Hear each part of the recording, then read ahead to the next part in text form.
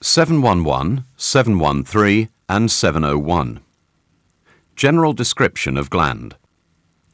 The 711 cable gland comprises 5 major components, these being the back nut, middle nut, armor grounding device, brass pot and entry component, complete with red deluge seal.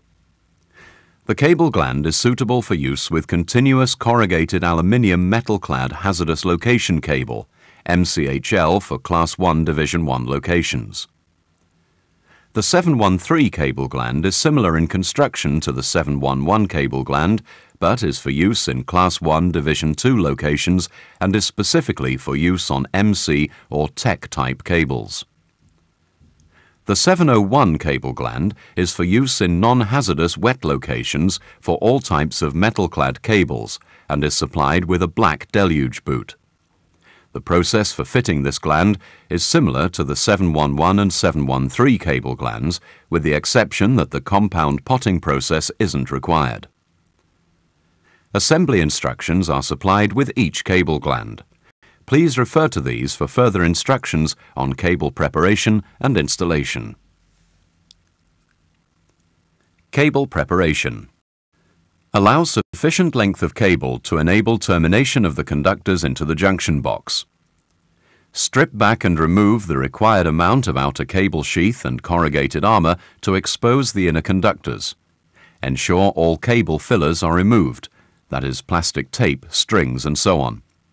For the 711 and 713, remove a further 7/8 of an inch or 23 millimeters of the outer sheath for A-size cable glands, 1 1/16 of an inch or 26 millimeters of the outer cable sheath for B-size cable glands, 1 1/4 inches or 31 millimeters for C and C2 size cable glands, 1 1/2 inches or 39 millimeters for D-size cable glands, and 1 3/8 of an inch or 34 millimeters for E and F size cable glands.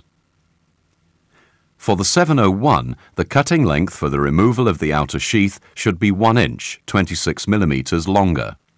As a rough guide, the outer sheath should be removed in line with the edge of the grounding device. Cable gland installation, 711 and 713. Fit an ingress protection IP washer, if required, onto the entry thread. Fit the entry component into the junction box and hand tighten using the enclosure thread or lock nut. Using a spanner or wrench, tighten until resistance is felt, 1/4 to 1/2 turn nominal. Remove the brass pot from the entry. Place the back nut, middle nut and the grounding ring assembly over the cable. Push the cable through the entry component and locate the grounding ring such that it's positioned to ensure the outer edge of the grounding ring is in line with the cut edge of the outer sheath.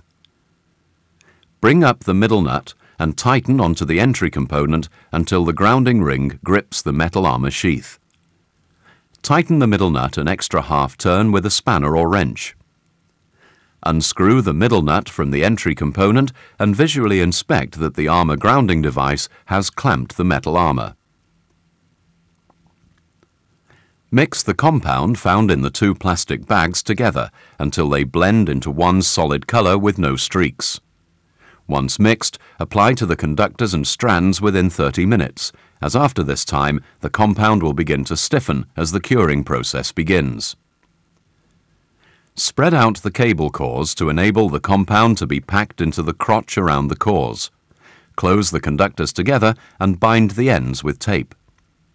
Apply compound around and in between the cable conductors, extending no more than 35 millimeters up the cable. Ensure all voids and gaps are filled. Pass the brass pot over the conductors and push down until it engages with the grounding device. Remove any surplus compound from the top of the brass pot and the joint faces. Push the cable into the entry component and locate the brass pot inside the entry. Bring up the middle nut and locate on the entry and hand tighten. Using a spanner or wrench, add a further 1/2 turn to the middle nut.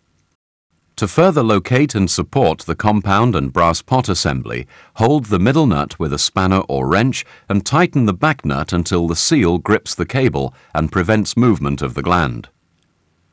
A handy tip is to apply the surplus compound onto the outer sheath of the cable in close proximity to the cable gland. This can be tested periodically to ensure the compound is hard before finalizing the termination into the equipment. Once the compound has cured, untighten the middle nut and check that the compound has cured properly. Hand tighten the middle nut onto the entry component and further tighten using a spanner or wrench by half a turn. Hand tighten the back nut onto the middle nut until it forms a seal around the outer cable sheath. Tighten the back nut using a spanner or wrench by a further full turn.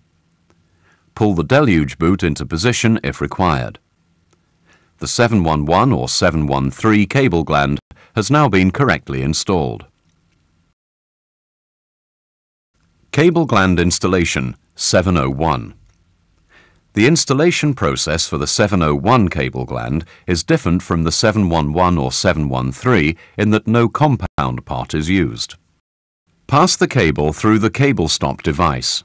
If the cable conductors pass through, then it should be left in position. If the cable conductors are too large, then the cable stop device should be discarded. If the cable stop device is required, locate it into the entry and feed the cable through until the cable sheath is in line with the back of the grounding device. Bring up the middle nut and tighten onto the entry component using a spanner or wrench until the grounding ring grips the metal armor sheath. Tighten the middle nut an extra half turn with a spanner or wrench. Unscrew the middle nut from the entry component and visually inspect that the armor grounding device has clamped the metal armor. Push the cable into the entry component and hand tighten the middle nut and back nut onto the entry component. Using a spanner or wrench, further tighten by half a turn the middle nut onto the entry component. Hand tighten the back nut onto the middle nut until it forms a seal around the outer cable sheath. Using one spanner or wrench, hold the middle nut in position whilst finalizing the tightening of the back nut by a further complete turn with another spanner or wrench. Pull the deluge boot into position if required. The 701 cable gland has now been correctly installed.